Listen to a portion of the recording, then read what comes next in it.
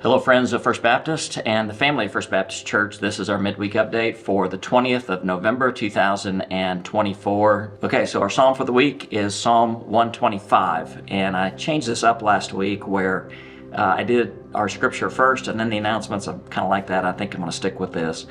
Very simply, Psalm 125 is a reminder that all prayer does not need to be long in order to be meaningful. It's all of 5 verses, right? You can say a lot in very few words.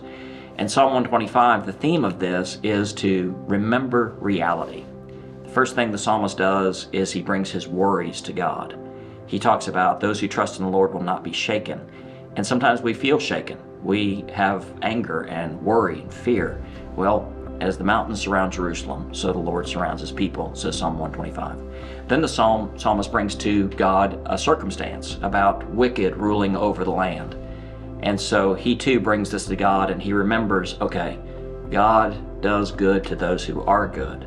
So this whole psalm, whether it's worry that we imagine or circumstances that we deal with, we bring both to the reality of God, that worries aren't real, God is. That our circumstances aren't eternal, God is. And this is a prayer of remembering the reality of who holds our lives, our futures, our eternity in his hands. That's Psalm 125. Pray it this week, especially as you get up in the morning, as you face worries, as you face circumstances. May the Lord surround you as he surrounds all of his people. Okay, so a few things I want you to know.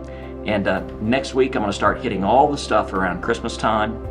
I want to keep the World Missions Offering in front of you, $300,000. We're already about a third of the way through that, and I encourage you to continue to give faithfully to that. I want you to remember our sweet potato and stuffing offering that we're doing in concert with John 3:16. This is going to feed hungry people all over the Tulsa area. I love that we're doing things globally, things locally.